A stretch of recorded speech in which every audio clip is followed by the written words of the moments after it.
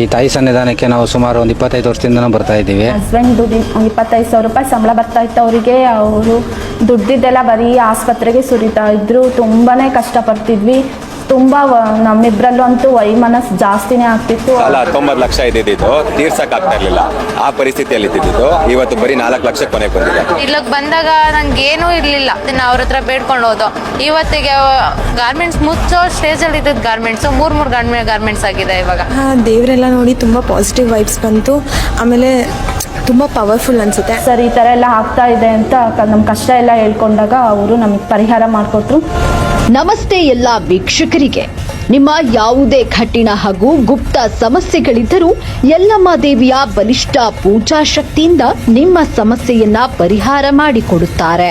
ವಿಶೇಷ ಸೂಚನೆ, ಅಮಾವಾಸ್ಯೆ ಹಾಗೂ ಹುಣ್ಣಿಮೆಯ ದಿನದಂದು ಗುರೂಜಿರವರು ನೇರವಾಗಿ ಭೇಟಿಯಾಗುತ್ತಾರೆ. ಕೂಡಲೇ ಗುರೂಜಿರವರನ್ನ ಸಂಪರ್ಕಿಸಿ.